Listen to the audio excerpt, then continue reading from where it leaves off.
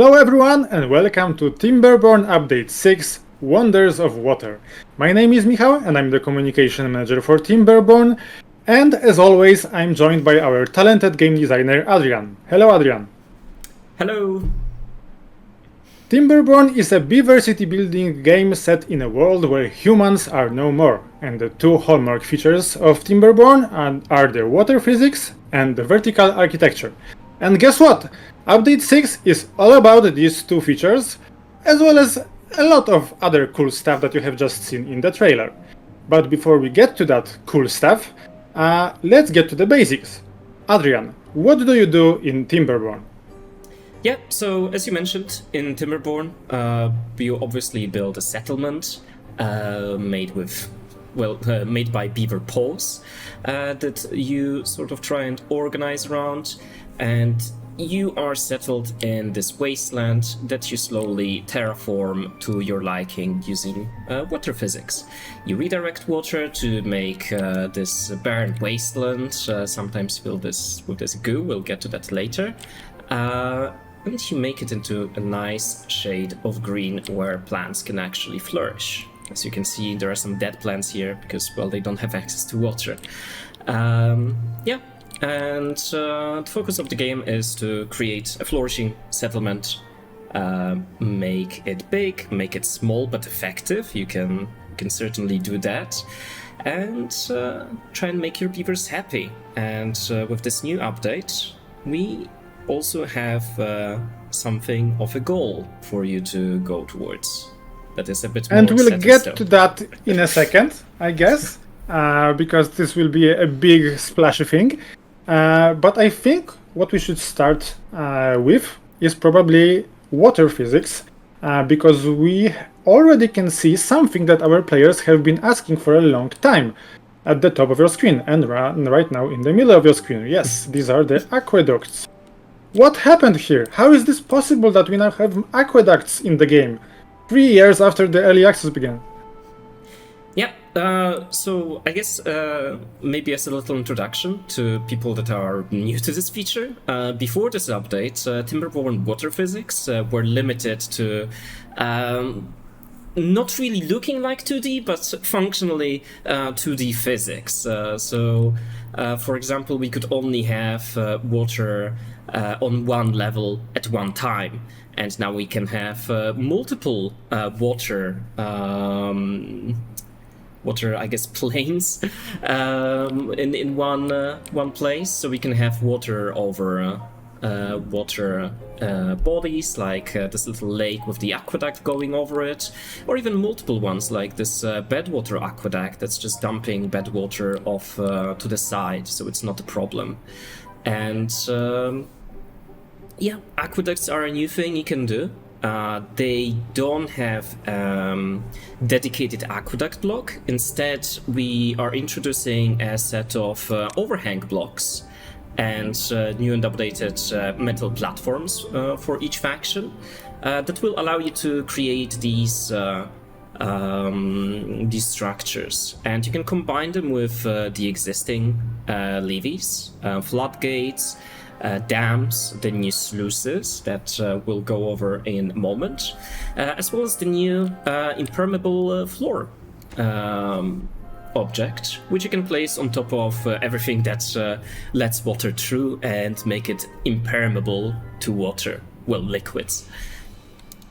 Yeah, basically, before, if you would place a building and flood it, it would just, get flooded. And if you try to run water over surfaces like roofs of the lodges, they would also just let the water through. And right now you can cover them with this special floor tiles that Adrian has just shown us, and the water will continue flowing. So basically, as Adrian said, you can build aqueducts using the existing and new objects that we have in the game, and you can also run water over buildings that have a solid flat surface at the top. I think we can even see that on the left with this huge lodge monstrosity We don't really have impermeable floors on top of them, but yeah, okay. there are some happy beavers being able to look at some dirty water as they wake up. They will still have to travel quite a bit of a distance to enjoy the view. But I guess the rent might be a little lower here because of the smell. Even before we added 3D water physics, we had several interactions with water. So if you could show us what's happening in the water at the bottom, for example, are there some sort of flowers growing in the water? Yeah. So here we have some aquatic plants that are unique to the Folktails faction, the faction we're currently showcasing. And this is Spatterdock specifically. There's also another type of plant, cattails, which I don't believe we have planted anywhere right now. But they are a type of food that beavers enjoy, and in the game you can make it into some more, some fancier food than just raw Spatterdocks. You can grill them. Cattails, you can make them into some flour and then make them into crackers. Just a bit of industrial magic in something that's normal for our everyday beavers. Yeah, but the most basic usage of water is having the water irrigate the land around. As we can see in the center, the land is green because of water that is spilling across that area. But at the top we have some dried crops because the water is not reaching that area, right? Yep. Water has a certain distance it will irrigate around, and you can also transform the terrain, so you can create larger plains of grass that can be irrigated. And if you mess up like we did in here a bit, some of those plants can start dying. Which is sad. And speaking of dying, we can see the water wheels that are not spinning. So we have messed something up as well, I think. Yeah, there's a bit of a mess up with the aqueduct here. That's flowing too much to the other side, I think. I guess we could use that opportunity to just show some simple water manipulation that we could be doing around here. Sure. I think there are some water wheels spinning. Oh, they are not spinning as well. Yeah, so let's allow Adrian to fix this mess of a settlement. Yep. So I guess besides water wheels, we can also show off leaders here, for example, that we will be fixing. Right. Just as we do that. And leaders are special leisure building that requires water to function. In this case, it's not getting enough water. So there are multiple blocks that we can use to manage water. There are simple dams, which are non-interactive. They just block water up to a certain height.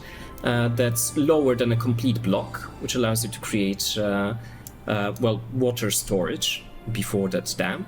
But we can also use these floodgates or the brand new sluices. So for example, I could lower the floodgates here, which will in turn start letting some water through. But let's pause the game for a moment, because with the current setting of the sluices, that water will just go everywhere. So as you noticed, floodgates, I can adjust them manually. They will obviously synchronize with adjusting floodgates if we enable that option, just a little bit of quality of life. But with sluices, we can automate them. Which is something that people have been asking for quite a while. Sluices have a few options. There are some manual options as well. The first manual option is it being automatic, but you can also just make them always open, always closed, or you can, when the automation option is enabled, set up some rules. So we can close them if the downstream depth is above a certain height, which is displayed by this little blue plane. If you want, you can also always make sure what kind of depth you have right now using the stream gauges. And they will work according to that rule, which is enabled right now. You can also automate it reacting to a certain contamination level. The water can get contaminated by this red liquid, for example, or it will close below contamination, which is useful in certain scenarios. So in this case, if we want to redirect the water to the right, we can just do a little bit of manual adjustment. We have some water storage on the two branches that we're closing, and the water will now only... Oh, I think this is disabled actually. Yeah. So let's just open water this. physics means a lot of things, and one of them is being that if you mess something up, the water will start spilling over. Yep. It's not just some artificial block of water. This actually works how you would expect water to work. We have the connected vessels law in place. We have the water pressure. So while there is a little wonkiness right now because of the mess that we have caused, I think I might want to you open can this. expect you can expect water to behave as you would it normally expect it to work. I guess a simple fix would be actually to open these and just have them maintain a certain level. So we can using sluices, you can manipulate the flow rate outgoing from a container like this. So the water should evaporate in a moment. That's flooding the land here. As you can see, the trees are not exactly enjoying this as well. Too much water is not necessarily good. Anyway, the water is flowing now, but still not quite enough to work those water wheels. Let's close this again. We have nighttime now, so let's just increase the time a little bit. Hopefully the water will start pouring. Okay, there it goes. And it should start filling up these places. Now? Yeah, it's going. There we go. Yeah, as you can see, the water is being irrigated here, and it was about to get flooded, yeah. But the water wheels are turning. Okay, it stabilized itself. And they're slowing down because the water is slowing down as well.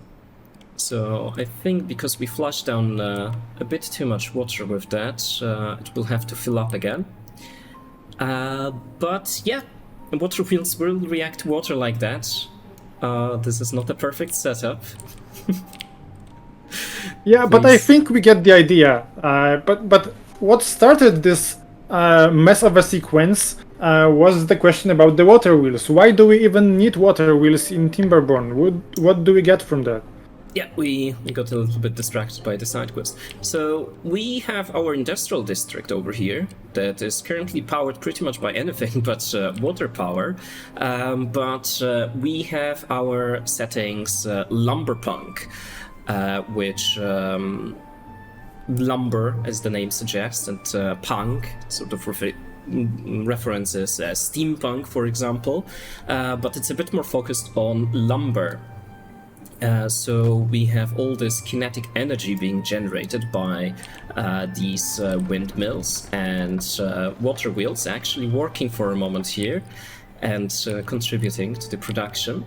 And this kinetic power is transmitted using power shafts, which visibly rotate and connect to buildings that require it.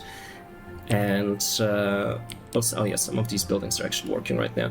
So these buildings are producing some planks, some gears. All of this is being used by our industrious beavers to create more and more advanced machinery as you unlock them with science. Are there any remnants of the human technology in the game? Because as we said, Timberborn is set in a post-human world, but are there any remains of the race that actually ruled the earth before the Beavers? Yep. So in our setting, humanity has perished and left this wasteland that's dry, that's polluted, and beavers, well, they have created their own civilization on the ruins of the human world. So I'm not sure if we have any direct leftovers. No, there are still some. Okay, so there's, for example, ruins made out of scrap metal, which beavers can salvage at a certain stage, and they can smelt it. They can make it into workable metal. I guess some other leftovers would be, well, underground ruins, which are an endless source of metal. Once those overgrown ruins run out. And I guess another one of those leftovers would be these bedwater sources to an extent, which they create this polluted water. As you can see, it's spilling from these craters and going through the map. And as you can probably tell from Badwater's name and color, it's not something that beavers enjoy very much. But I think we could speed up the time a little bit so that we can see yet another feature related to the humans' heritage, which is the seasons that we have in the game. Because we are right now in the middle of a temperate weather season, and we have two other seasons in the game, the droughts and the Badtides. And as you can probably tell, they are not as beaver friendly as what we have right now. Yeah, so we can jump to that in a second, I guess, after a little transition. So see you in a second. Oh, the Badtide has started. What a surprise! What does it mean? Yeah, so Badtide, if I actually restart the timer, and yeah, there we go. We can see the Badtide has started. So what the Badtide does, it's a tide of bed what? Bed water. And you can see it mixing in the water here, and I actually noticed I messed up the reservoir while I was preparing for the live stream. So we will have to do some live action water engineering. So using sluices, I have set this up so they will close above the contamination, and this just closes above downstream depth. We can just open it for now. And as we speed up, we can see the Badtide is slowly creeping through. It's mixing. This is a massive amount of water, so it's taking a moment. But in preparation, as you can see, the water is currently flowing through here, which is also going through all of our food production. So we can do a little bit of water engineering, hydroengineering, as I mentioned, and we can set these to close above contamination. And this will just this will be just open. And similarly, these floodgates, which were supposed to fix something here, they will also just let the Badtide through. Yeah, and so this is actually really helpful, because previously all you had to do every time a Badtide or a drought began, you had to do some manual panic switching, and if you forget to switch some floodgates from open to closed, or vice versa, you may end up in a mess. And right now with sluices, you can automate that with a little trial and error, I guess. But this way, you can actually figure out how to manage the Badtides without the manual input. And by the way, if you are on our Reddit, you will also see many crazy ways of actually using the sluices and their automation part, because we have some people making the logic screens with the sluices, I think. Yeah, people get really creative with this. We haven't thought about that before, and now we have realized that with such a simple tool, people can make really crazy automated mechanisms in the game. Yeah, that's true. We're really surprised to see some crazy stuff that people have come up with a simple addition of those sluices. But as we can see, the Badtide issue is being dealt with right now.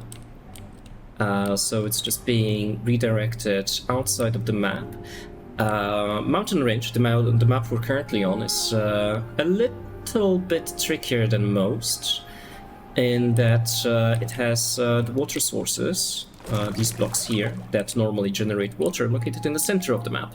So we have to make a little bit more of, I guess, water filtering facility in the center that will redirect water in the appropriate directions. Something that I forgot is that there are 2 water sources, and I only set this one up.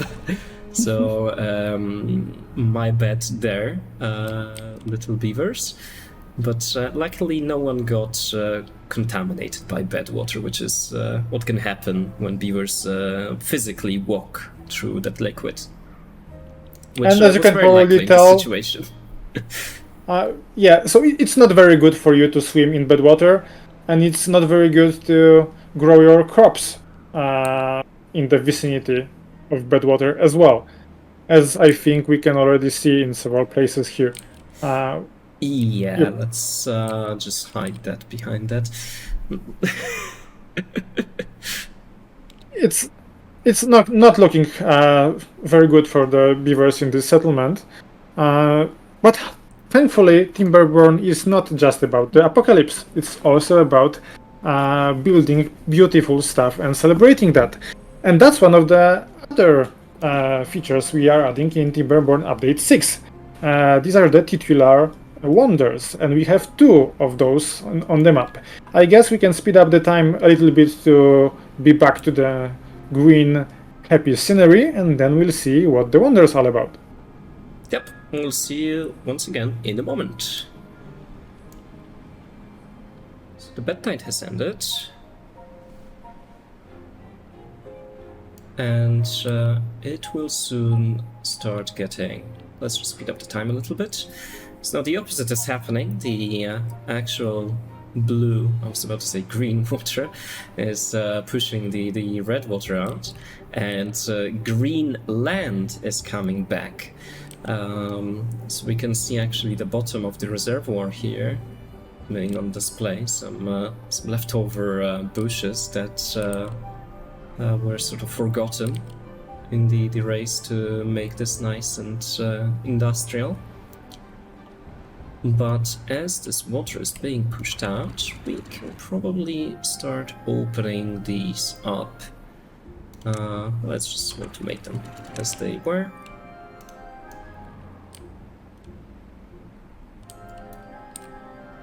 And I guess we can go with the celebration part, shall we? Yeah, the settlement is healing, so I guess this calls for some celebration.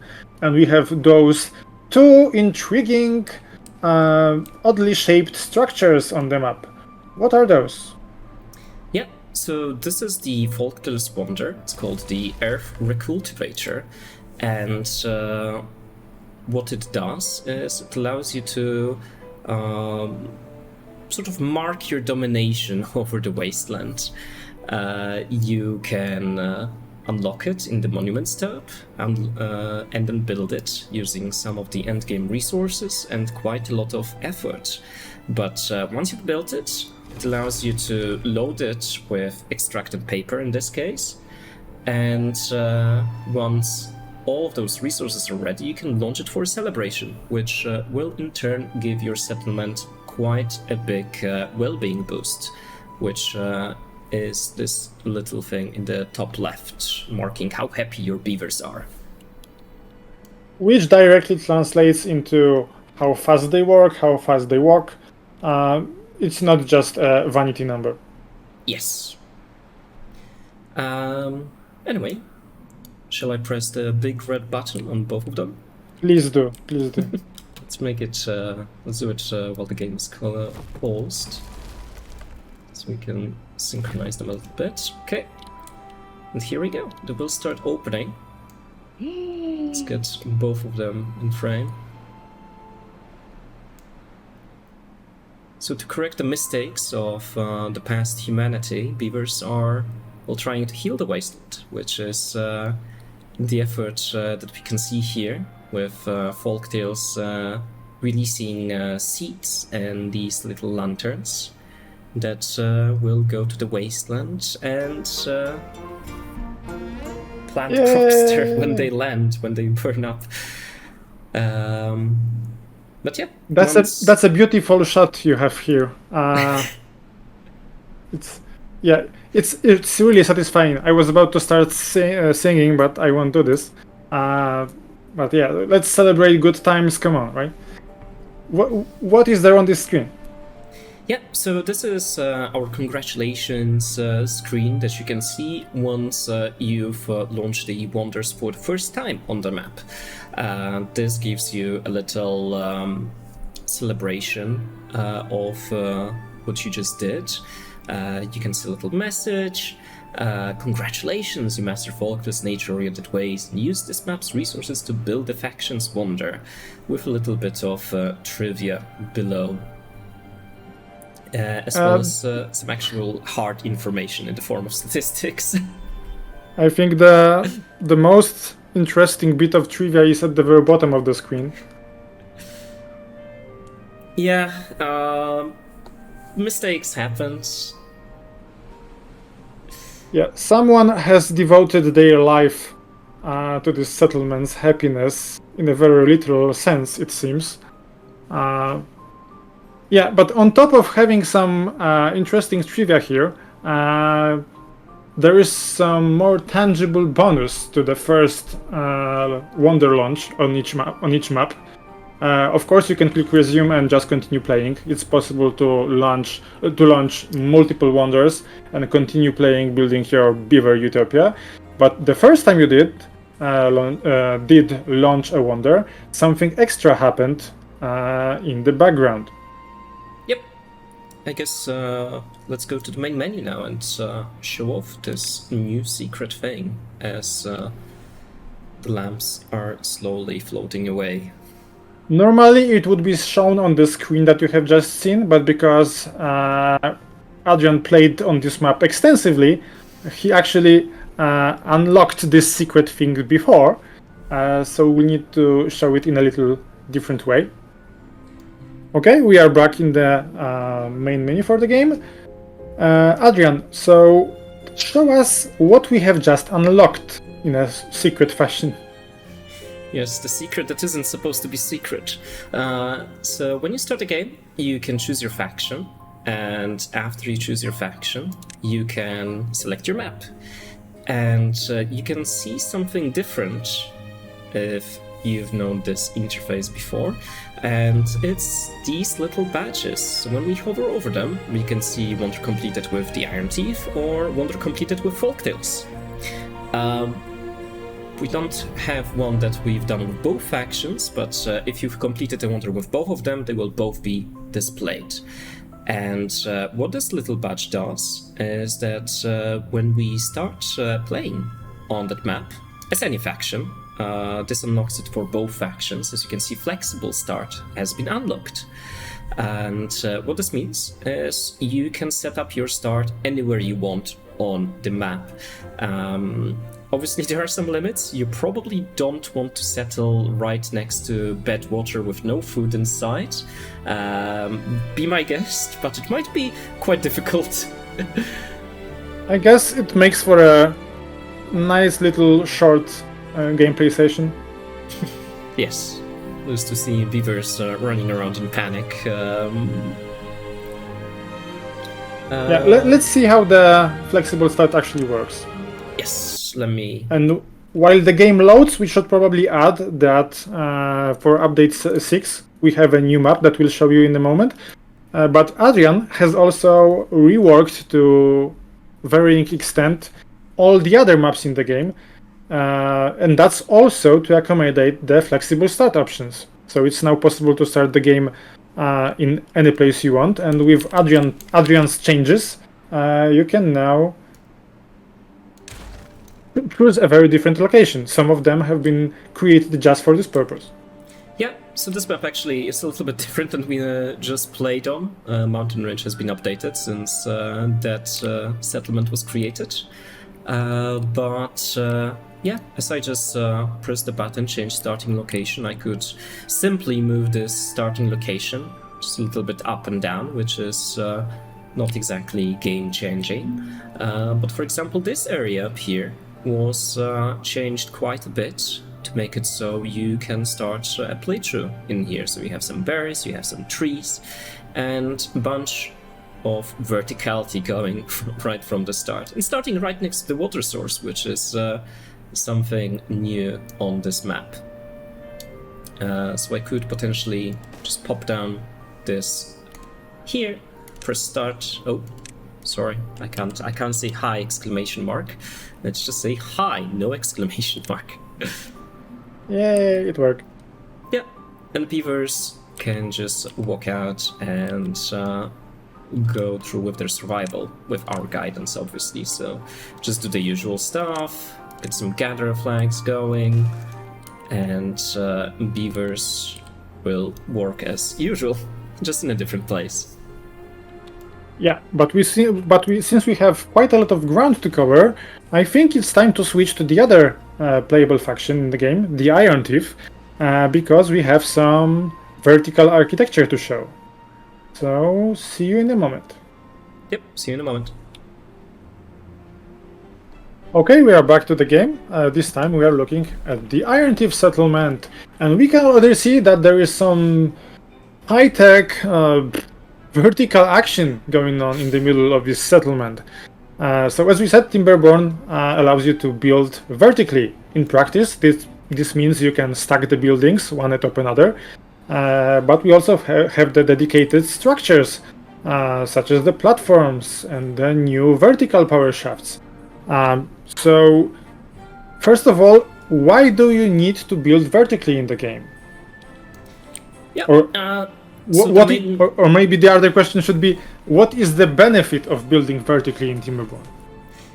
Yeah, I think one of the reasons is obviously it just looks awesome, but the actual functional reason would be that it saves up space. So as beavers, you need to plant a lot of food, and in this case, some water going through. And in this case, we want to have these fields, but we still want to build the industrial side, because in Timberborn we're exploring two sides, one industrious and one a farmer that is most visible in our factions, but both factions have to do both things. And in this case, we have a field of corn and these engines that are running on top of them. And these engines are, well, actually both of them, I see someone forgot to hook this one up. They are connected to these fermenters down here, which in turn allow them to produce food. Yeah, because compared to Folktails, who are our farmer beavers, the Iron Thief are much more industry focused, and even as they produce food using the regular crops, such as corn, as Adrian said, they turn it into the more industrial food types, I guess, such as I think we have the corn rations, some coffee. What else do we have? We have various rations. Yeah. We have coffee, but unlike a popular belief, they can't actually live off coffee only. It's just something that makes them work better. But we also have fermented foods, which I guess you can, maybe they jar them or something, but it's basically just mass producing food that can be easily stored and produced in large quantities. And they can use the energy and vigor that they get by consuming all that mass-produced food to build very vertical settlements, starting with their lodges, which actually take form of the high multi-level barracks, they can also use that affinity for verticality to build the big vertical structures, such as the one that we have just seen with this very special beaver ejector in the middle, which we'll cover in a second. That's spoilers. You can't see it's a beaver ejector just yet. Yeah, my bad. Never mind, you haven't heard that. Let's go back to the vertical stuff. What kinds of verticality do we have in the game available starting with Update 6? Yeah, so starting with Update 6, similar to Folktails, we have the overhangs, as well as the improved metal platforms, which I believe we only have here, which will be slightly difficult to cover with the camera, but trust me, they have this little leg here, and they extend in all directions. You can find them in the paths and structures, where all the platforms and suspensions bridges are, and there's multiple sizes. You can make them reach up to 6 tiles, and then you have these massive metal platforms or slightly smaller ones. And with this update also, and the update to the overhangs, as some people might remember, suspension bridges were a bit more expensive. So now to compensate that, we have these very practical hanging structures. The suspension bridges have become quite a bit less expensive. They no longer require metal in the largest variant, so create all kinds of... we actually have bridges here. So create all kinds of hanging bridges over your settlements. Yeah, so while bridges allow your beavers to traverse the land above other things, the overhangs, on the other hand, allow you to build the new structures that are outreaching upwards. And as a little spoiler, we are not very restrictive in terms of how structural integrity works, so there is no limit, or at least not a very hard limit, to how many overhangs you can stack. And as you can see, this Star Wars-like structure is a base for a future settlement that will be hovering over the ground, I guess. Yeah, beavers will be living up in the sky above the fields. Yeah, there's no calculations to how much mass is stacked on top of it, so don't worry about the contraption just starting to dip down if you stack a lot of buildings on the other end. It's just gonna stand up. Yeah, your creativity is limitless at this point. And there is actually a little trick that I can see on the right here. With the smaller, the smallest overhangs, you can actually build a new type of stairs, I think, that do not need to be supported from below.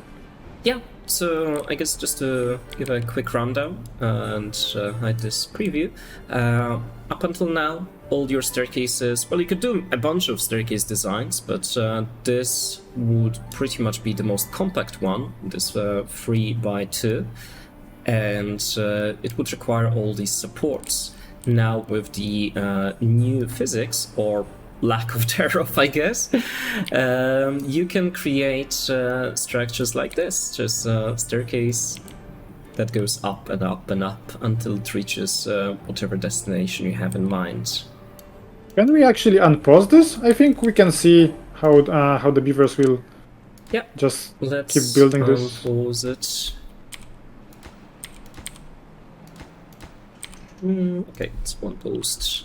Let's accelerate a bit, maybe give it a higher priority. There we go. They should be constructing at any moment. There we go. So you can also witness some of our new animations while they do that. Just hitting stuff with hammers. Yeah. And something that we can actually also show while this is being built is that we, on top of the new animations that we also have for the farmers, spoiler, we also have the construction sites that are specific to each building. As you can see right now, yeah, the overhang also has this specific version of the construction site. We do not have just the one generic site that we had before. Maybe we can show some unique construction site for, I don't know, maybe a monument or maybe something smaller, like a workshop maybe. Let me just put one down, and I think this will be the fastest way. So let's do maybe a little oil press here, and maybe an inventory right next door. We have little holes here, and we will make them the top priority. And don't mind the beavers passing out in the middle of the roads. They're working hard. Oh, there's actually quite a lot of them in the field here. Don't worry, we are not farming beavers in the fields. But as you can see, there's a rough outline made of wood. Usually, beavers do construct things with things older than wood. But it gives you an idea of what buildings are being worked on, and it just adds a little bit of visual flair to the district as they expand. And we can actually see the new animations for the farmers as well. Among those sleeping beavers, there are some hardworking beavers. Yep, there's some beavers bravely picking these kohlrabis and planting them. And I guess besides animation, the more visible thing is that they actually have hats now. That's really cute. And speaking of construction, we also have a new addition on the UI side. Can you show us the construction guidelines, how they work? Yeah, so we have the construction guidelines, which now that you can build, well, you were always able to build in multiple dimensions, but usually it was just one solid block. But now that we can hang over existing structures, a little bit more visual guidance was needed. So we have a new button here, the Show Construction Guidelines button. You can also use it manually by holding X or toggling it with Shift X. And what it does is it will give you a little idea in like what you're placing in reference to the rest of the world. So this should make it easier to align things, for example, between this side and this side, because you won't have to visually just track your eye across the screen, making sure that this is aligned. Or maybe it will make connecting roads easier as well across corners. Yeah, it's very useful when you build stuff like aqueducts that you need to connect, where there are some differences in height, or when you want to connect the two objects that are far on the map. And with this tool, you don't have to make an educated guess. You just use the guidelines so that you know what you are aligning with what. It's really helpful. Have the stairs been finished? Oh, the beavers are still working on it, yeah. They're working on it. I can accelerate the time a little bit, but it should be done any moment now. Yeah, but the other addition, as we said, are the vertical power shafts. This sounds simple, but before you needed to run your power upwards in a rather cumbersome fashion, and you can now just build them straight up, as you can see below the engines. So that's also very helpful. And I think it's also possible to build something on a vertical power shaft, right?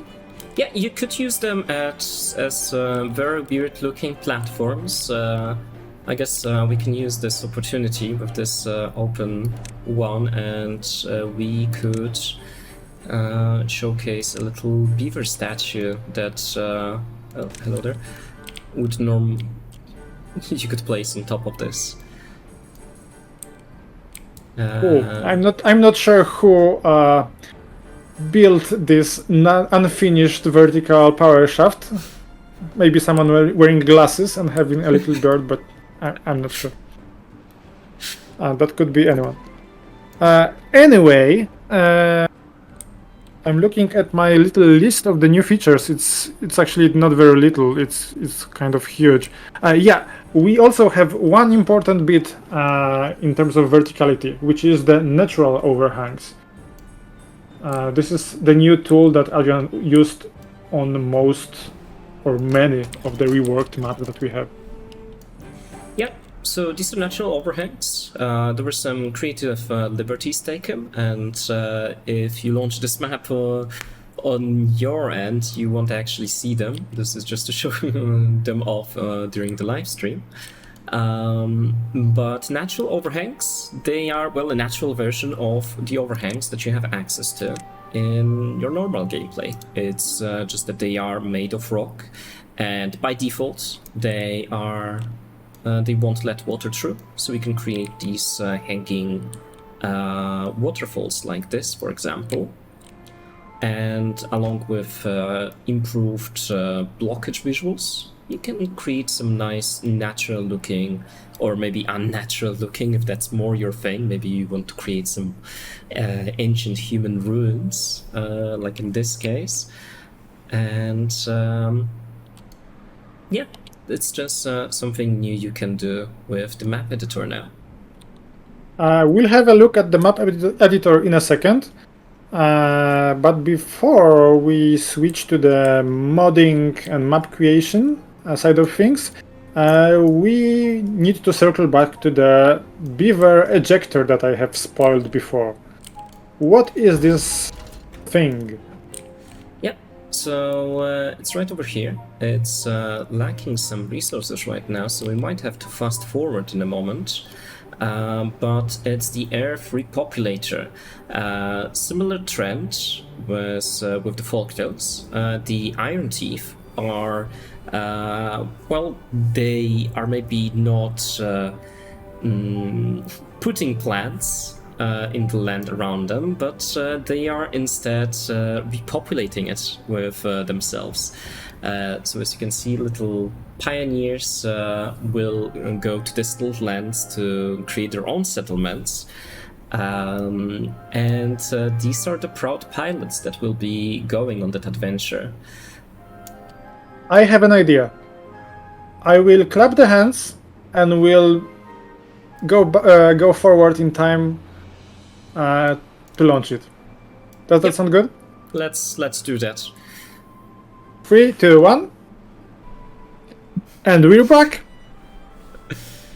Yep. After a little bit of fast forward, some of the last treated planks are being delivered. We actually have community favorite Rotsack being launched here. Yeah, that's one of the default names we have in the game. Yes, one last treated plank, and there we go. We can launch the Earth Repopulator. Well then, I guess without further ado, let's press the big red button. And here we go.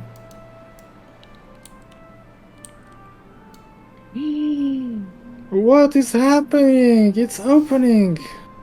Yay! Off he goes. Bye bye, Beavers! Spoiler, they are not coming back. They're not, as you can see, they were launched. Guess we could do a little bit of camera tracking for a little bit more fun. Let's see. Sure. Rotsack is being launched. Might as well follow him. So as you can see, he's working at the Earth Repopulator, not for much longer, but off he goes outside of the map, and he's gone. Surprise, surprise, his shelter need is not satisfied. It doesn't seem like he's going to be satisfied for quite a bit. Good luck out there. Now that it's finished, it's just going to close up. And well, you can launch it whenever you want, as long as these materials are supplied. As we can see, we already have 8 more very willing pioneers. They are all very happy to go on the mission to repopulate the Earth, so do not mourn them. Right. I think it's time to get to the official mod support and the map creator. However, I think we already have a little mod teaser here with the Iron Thief. If you go to the Wellbeing tab or the decoration, where is it? Yep, Yeah, it's here. Go ahead. Yep, let's just put it down. Yeah, right next to the houses. I think they won't mind. So let's do a little bit of fast forward as it's being constructed. And there it goes. So what are we looking at? Is this the part of the base game now? No, so this is an example mod that we've created for mod creators. You can find it on the Steam Workshop or on our Mod.io page. It's called Shanty Speaker, and it's the speaker that is gonna blast shanties. One shanty on loop, 24/7. Right next to the windows. As some of you might remember, a while ago we recorded a Beaver sea shanty with the community, and that's what's actually being played over here. Yeah. So I think we can now switch over to the Steam Workshop to show it just for a moment, and we'll be soon wrapping this up. So stay a moment with us. Stay with us for a moment, and we'll be back with Steam Workshop. Wait. I'm sorry. I think we have got ahead of ourselves. There is one more thing that is actually not connected to the mods, but is very much connected to the customized content, which is the detailer and the ability to paint the beaver's tails. Adrian, why don't you show us how it works? Yeah, so we have some detailers here. I think we need to wait a bit before beavers actually start coming here. But as you can see, they have these stamps that will put selected patterns on beaver tails, and you can see one that doesn't quite look like the others, and this is a custom pattern that was actually, let's change the pattern. And as you can see, the beavers will just walk around with whatever image you choose. This one is celebrating himself, I guess. And this is way more creepy than I expected to be. Yeah, you can see a little preview of the image, and we give you some patterns to get you started. And yeah, you can. Yeah, and just to be clear, it's available to both factions, and each faction has its own custom designs that they apply to the tails. Yeah. Obviously, Iron Thief have some Iron Thiefy themes here, so they're rectangular. There's a little hammer, or the Iron Thief logo, and yeah, they will just walk around with their tails painted. Okay, I think it is now safe to jump to Steam Workshop. Yep. And here we are in the pre-release version of Timberborn Workshop. If you go to the workshop right now, as you are watching this, I bet it will be looking quite different, but we are recording this during the experimental phase of the workshop. So what do we have here? Yeah, this is the Steam Workshop page for Timberborn, and we have two types of things here. We have maps as well as mods, 531 total. We can filter using those two buttons, so we can see some maps here. We could sort popular all time and see the most popular maps on the workshop so far. And we can do the same with mods, and you are able to just subscribe to them, and well, if you're on Steam, you can just subscribe to them, and they will be added to your game. Just one thing to bear in mind, that some mods, especially maps, don't have that issue, but some mods might have some dependencies that you might have to subscribe to at the same time. But that's pretty much the only thing. Otherwise, it's just click the little plus, and the mod will be added to your game. And what's important to note is that Timberborn Workshop is just the part of the official mod support that we have just rolled out. It's possible to create mods in a much easier and more efficient way. We have a dedicated documentation page with a sample mod and some tools that will help you in your work on the creations. We can't cover this right now, but if you go to our store page on Steam, you will be able to see all the important information. And if you go to Timberborn Wiki, the documentation is published there, as well as on our GitHub repository. So you can find all the information that is now official. And it's really, really easy to create a mod, especially if it's something such as, I don't know, adding a new translation to the game. Previously, it required quite a little bit of work, and right now it's just preparing a short, simple file that even I could probably do, which means something. We have already shown you an example of what can be done with a mod such as the Shanty speaker.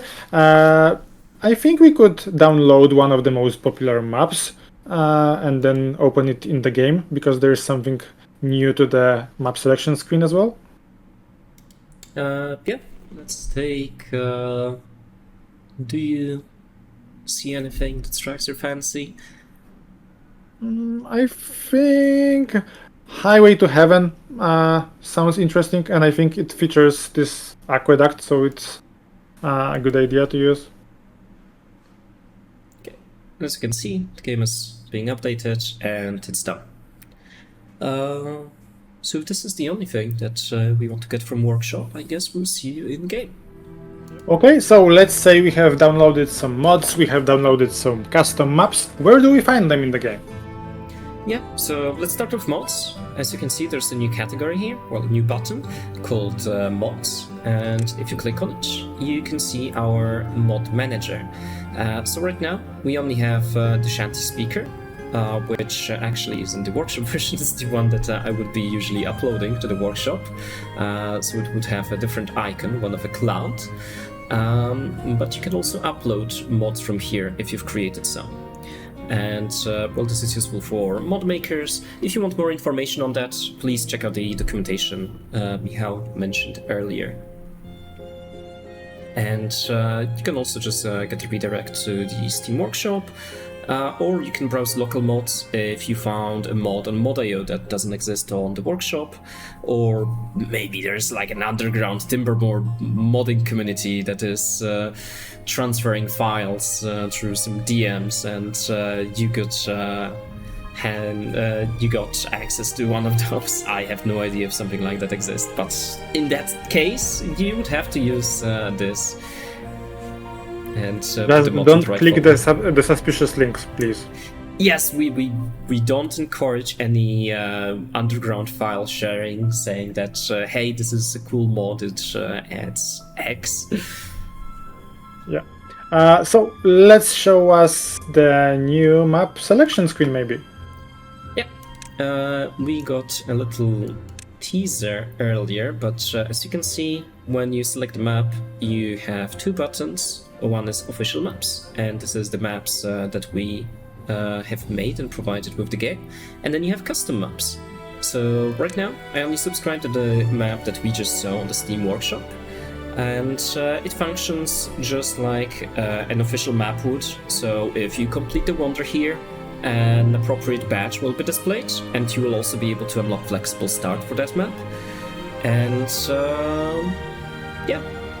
You can start game on any difficulty, make it custom, That's about it. Each map also. This is a tool that we, I guess, gave access to in the last update. But you can set up the screenshot that you want the map to display. You can also upload a completely custom graphic. And you can also put a description like this user here has done. I think we can show us. We can show this to our viewers by launching Cliffside in the map editor. Cliffside is the new map that Adrian made. Yeah. So let's go to the map editor, and we will find Cliffside here. You can see it has a bit of an unusual shape. If you were following the last update, we also did mountain range, which is also rectangular.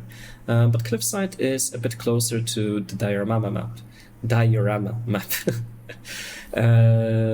When it comes to the actual size.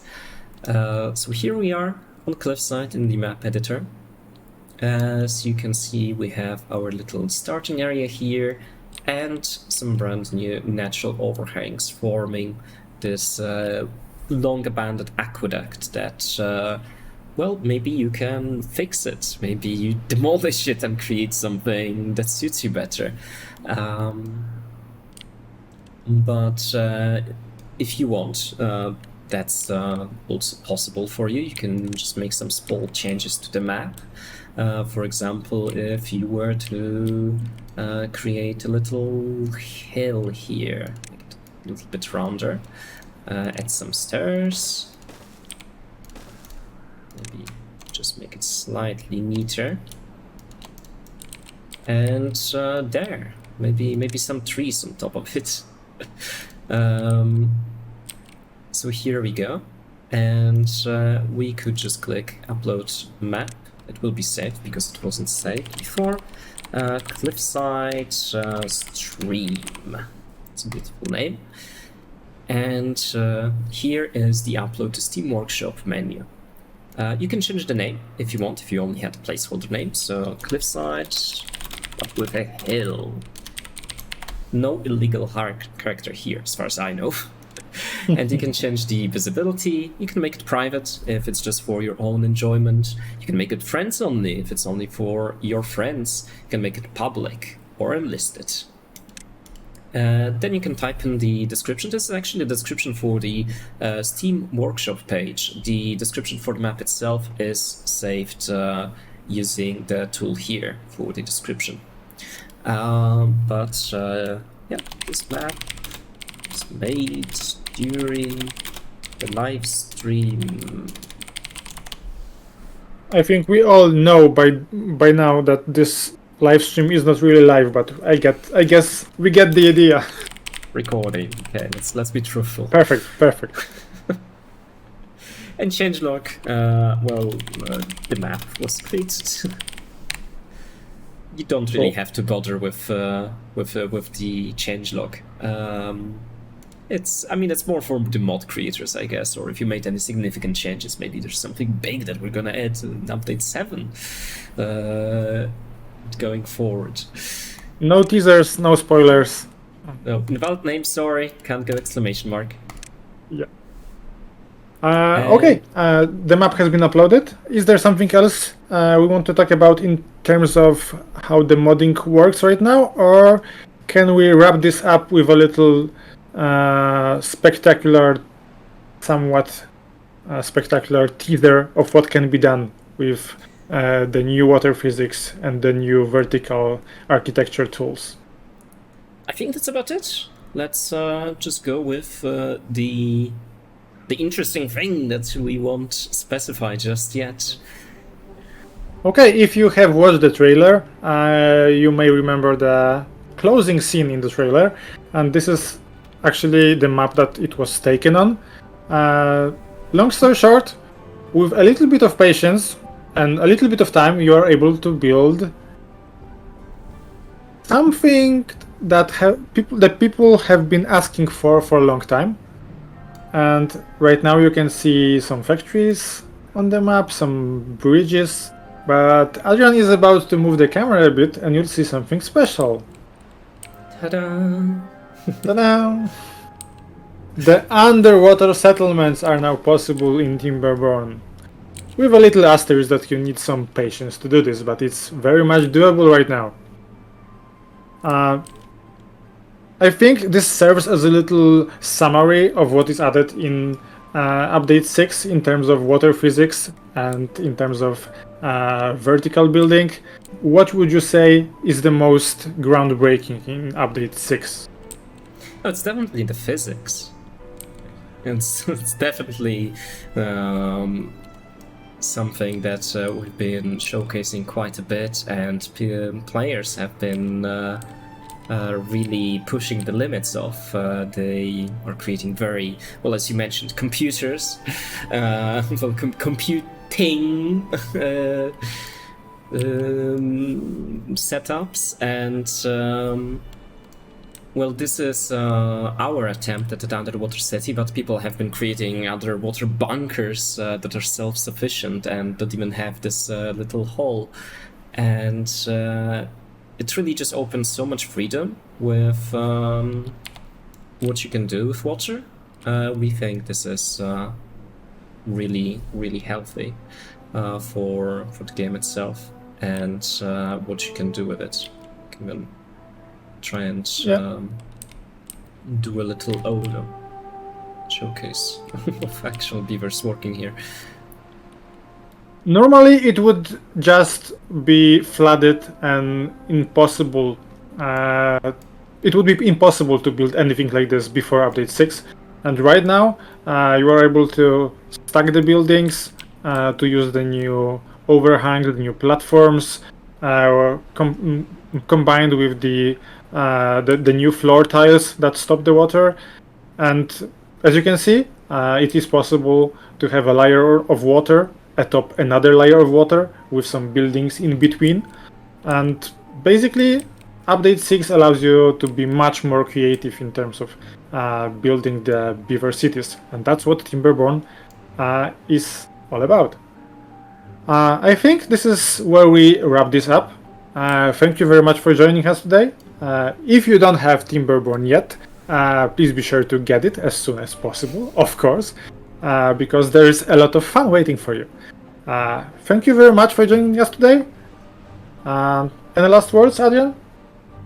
No, I guess also thanks for watching, and as always, we are in early access, so feedback is welcome. Please leave any on maybe Steam discussions, maybe not exactly the comments for this live stream, if you manage to dig it up, because it's quite hidden, but people still manage to post there. But please, I can't read it as you're posting. Thank you very much, and have a nice day. Bye bye.